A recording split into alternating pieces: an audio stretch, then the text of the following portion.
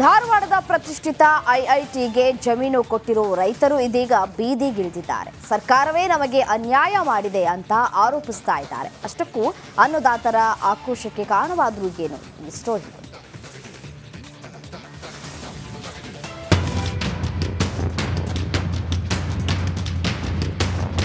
ನೀವು ನೋಡ್ತಿರೋ ಈ ಜಮೀನು ಧಾರವಾಡದ ಪ್ರತಿಷ್ಠಿತ ಐಐಟಿ ಕಾಂಪೌಂಡಿಗೆ ಹೊಂದಿಕೊಂಡಿರುವ ಸ್ಥಳ. ಕೈಗಾರಿಕೆ ಮತ್ತು ಐಐಟಿಗಾಗಿ ತಮ್ಮ ಜಮೀನು ಬಿಟ್ಟುಕೊಟ್ಟಿದ್ದ ಚಿಕ್ಕಮಲ್ಲಿಗವಾಡ ಗ್ರಾಮದ ರೈತರು ಅಳಿದುಳಿದ ಭೂಮಿಯಲ್ಲಿ ಕೃಷಿ ಮಾಡ್ತಿದ್ದಾರೆ. ಆದರೆ ಕೆಐಎಡಿಬಿ ಕಣ್ಣು ಈ ಜಮೀನಿನ ಮೇಲೂ ಬಿದ್ದಿದ್ದು ರೈತರು ಕೋರ್ಟ್ ಮೊರೆ ಹೋಗಿದ್ದಾರೆ.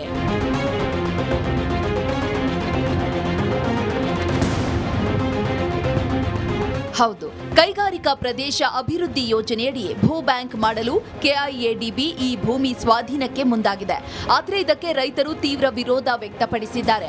ಕಡಿಮೆ ಬೆಲೆಗೆ ನಮ್ಮ ಭೂಮಿ ಕೊಡಲ್ಲ ಅಂತ ಪಟ್ಟು ಹಿಡಿದಿದ್ದಾರೆ.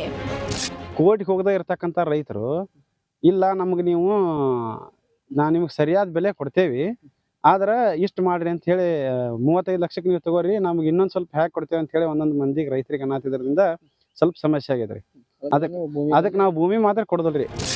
ಸದ್ಯ ಎಕರೆಗೆ 35 ಲಕ್ಷ ರೂಪಾಯಿ ನೀಡೋದಾಗಿ ಸರ್ಕಾರ ಹೇಳ್ತಿದೆ.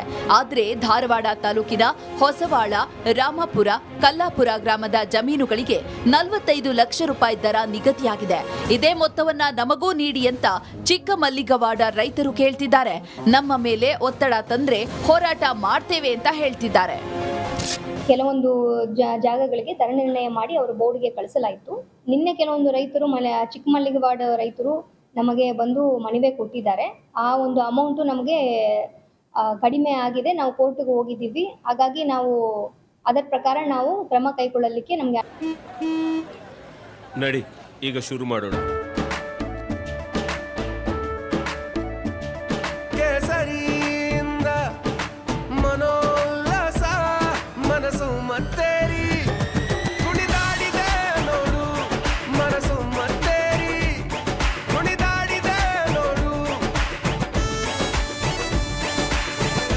ಕ್ಷಣ ಕ್ಷಣವೂ ಆಚರಿಸಿ ಕೇಸರಿ ಹಬ್ಬ.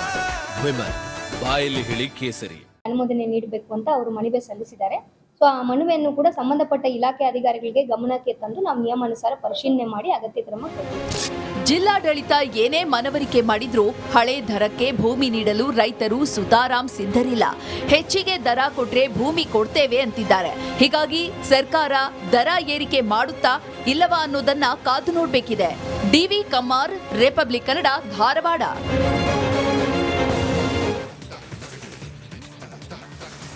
ರೈತರ ಹೋರಾಟದ ಫಲವಾಗಿ ಬಂದ ಸಿಂಗಟಾಲೂರು ಏತ ನೀರಾವರಿಗೆ ಹೊಸ ಸಂಕಷ್ಟ ಎದುರಾಗಿದೆ. ಸರ್ಕಾರದ ಹೊಸ ಯೋಜನೆ ವಿರುದ್ಧ ಅನ್ನದಾತರು ತೊಡೆ ತಟ್ಟಿದ್ದು ಹೋರಾಟಕ್ಕೆ ಮುಂದಾಗಿದ್ದಾರೆ.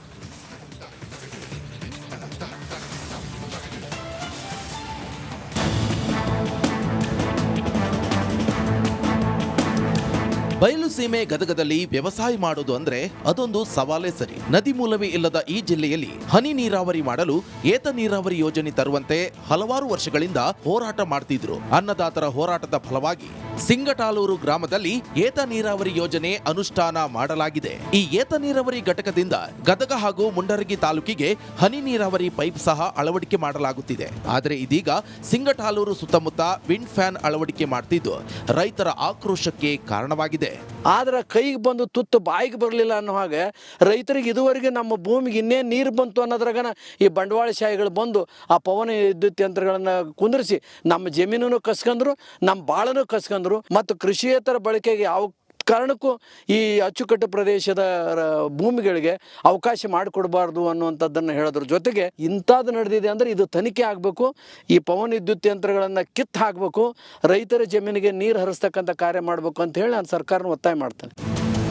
ಸಿಂಗಟಾಲೂರು ಏತ ನೀರಾವರಿ ಯೋಜನೆ ಮೂಲಕ ಸಾವಿರಾರು ಹೆಕ್ಟೇರ್ ಪ್ರದೇಶದಲ್ಲಿ ಹನಿ ನೀರಾವರಿ ಪದ್ಧತಿ ಅಳವಡಿಸಲಾಗ್ತಾ ಇದೆ. ಅಚ್ಚುಕಟ್ಟು ಪ್ರದೇಶದಲ್ಲಿ ಕೃಷಿಯೇತರ ಚಟುವಟಿಕೆ ಮಾಡಲು ಅವಕಾಶವಿಲ್ಲ. ಆದರೆ ಇದೀಗ ರೈತರಿಗೆ ಹಣದ ಆಮಿಷ ತೋರಿಸಿ ವಿಂಡ್ ಫ್ಯಾನ್ ಮಾಫಿಯಾ ಜಮೀನನ್ನ ಕಬಳಿಸುತ್ತಿದೆ ಅನ್ನೋದು ಹೋರಾಟಗಾರರ ಆರೋಪ. ನೀರಾವರಿ ಅಂತ ಹೇಳಿ ಈಗ ಇವು ಪ್ಯಾನಿನ ಕೊಂಬನ ಕುಂದಿರ್ಸ್ಯಾರ.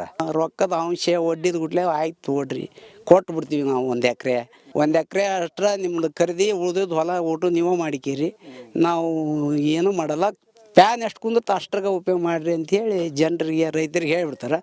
ಆಯ್ತು ಬಿಡು ಅಂತ ಕೊಡ್ತಾರೆ. ಅದ್ರ ಸುತ್ತಮುತ್ತ ಇದ್ದಂಥ ಎಕರೆಗೆ ಲಾವಣಿ ಕೊಡ್ತಾರೆ.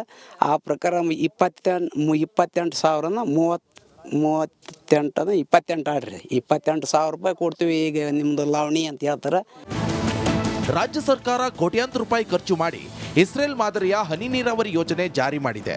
ಆದರೆ ನೀರಾವರಿ ಮಾಡಬೇಕಾದ ಜಮೀನಿನಲ್ಲಿ ವಿಂಡ್ ಫ್ಯಾನ್ ತಲೆ ಎತ್ತುತ್ತಿದ್ದು ಜಿಲ್ಲಾಡಳಿತ ಹಾಗೂ ಸರ್ಕಾರ ಈಗಲಾದರೂ ಎಚ್ಚೆತ್ತುಕೊಳ್ಳುತ್ತಾ ಕಾದು ನೋಡಬೇಕಿದೆ.